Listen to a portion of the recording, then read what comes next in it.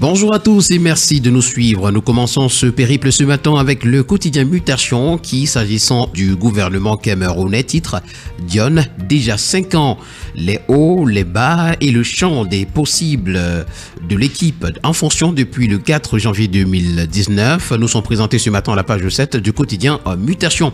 On parle également en page 5 du quotidien de l'affaire Martinez-Zogo, bientôt 1 an et toujours le flou. Et puis GCAM en page 9, Célestin Tawamba vers la sortie, c'est une interrogation. Pour le quotidien Vert Émergence ce matin, on parle de la CAN 2023. Le quotidien nous présente d'ailleurs les craintes de l'ambassadrice du Cameroun en Côte d'Ivoire. C'est à retrouver ce matin à la page 3. Monnaie, retrait progressif des anciens billets de banque. Grève OTS, des grévistes freinent des 4 fers. Pour le quotidien Info Matin, c'est l'autoroute Yaoundé-Douala qui intéresse. Le ministre des Travaux publics déroule le planning d'exécution de la phase 2. Conformément à l'annonce du chef de l'État Paul Biya dans son adresse à la nation, c'était le 31 décembre dernier pour le démarrage des travaux au courant de cette année 2024. Le calendrier du projet a été présenté, c'était le 8 janvier à Yaoundé, au cours d'une réunion de cabinet présidée par le ministre des Travaux publics, Emmanuel Nganou Djoumessi. L'information ce matin, vous l'aurez en parcourant à la page 3 du quotidien Info Matin. Pour le quotidien Nouvel Horizon ce matin, on parle de l'administration territoriale au Cameroun.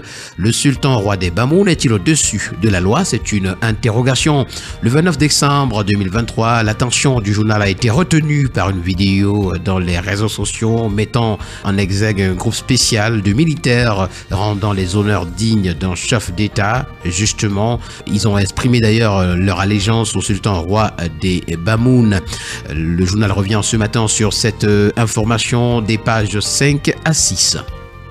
Le journal Ecofinance, c'est un hebdomadaire, justement. Ce matin, on parle du fer de Balam Nabeba et nous présente la touche de Jean-Ernest Massénangal et Bibeye.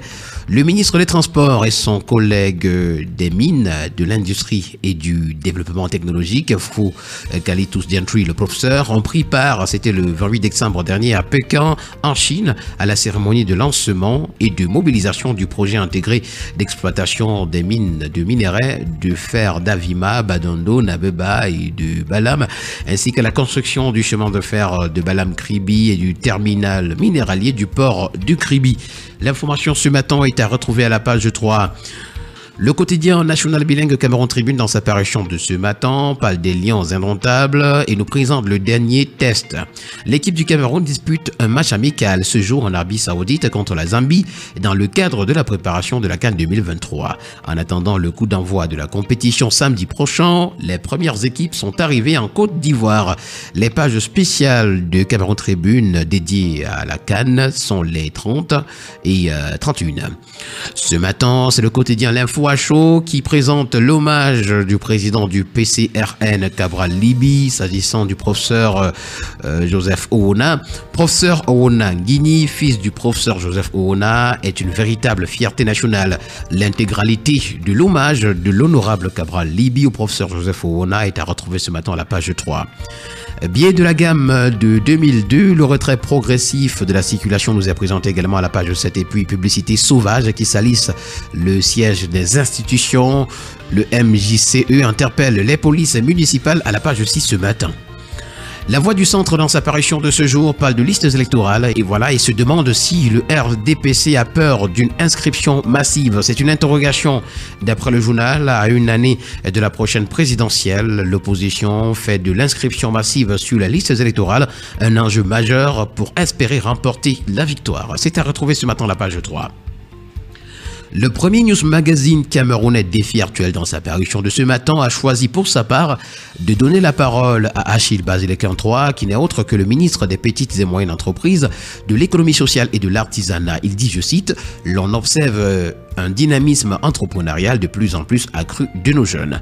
Au cœur du dispositif d'appui aux petites et moyennes entreprises, il énonce les leviers mis en œuvre par les pouvoirs publics pour accroître la transformation des produits et camerounais. Son interview ce matin nous est présenté des pages 4 à 5. Le journal Innovation parle de Douala Clean City ce matin et nous renseigne que ces 300 femmes qui ont été mobilisées pour la propreté. Le maire de la ville de Douala, le docteur Roger Mbassadine, a présidé hier lundi la cérémonie de remise de kits de nettoyage à 300 femmes leaders recrutées pour assurer la propreté dans la ville. Pour l'hebdomadaire La Terre Promise, on fait une incursion ce matin aux mines de Vel. Georges Elanga Obam, nos priorités pour 2024. Tout en restant dans la logique de l'approfondissement et de l'accélération du processus de décentralisation, ce département ministériel compte faire en sorte que les citoyens soient des acteurs de la décentralisation et mettre l'accent sur le traitement des questions importantes relatives à l'état civil et à la salubrité. C'est à retrouver l'information au complet ce matin des pages 7 à 8. Et nous allons terminer avec le quotidien qui s'intéresse lui aussi à l'autoroute Yaoundé-Douala, démarrage des travaux de la deuxième phase à la fin du premier trimestre 2024.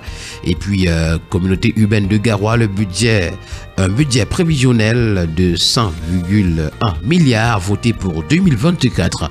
Mesdames et messieurs, voilà qui met en terme à cette sortie de la revue de la presse camerounaise. Merci d'avoir été des nôtres et rendez-vous demain pour une nouvelle sortie. D'ici là, portez-vous bien.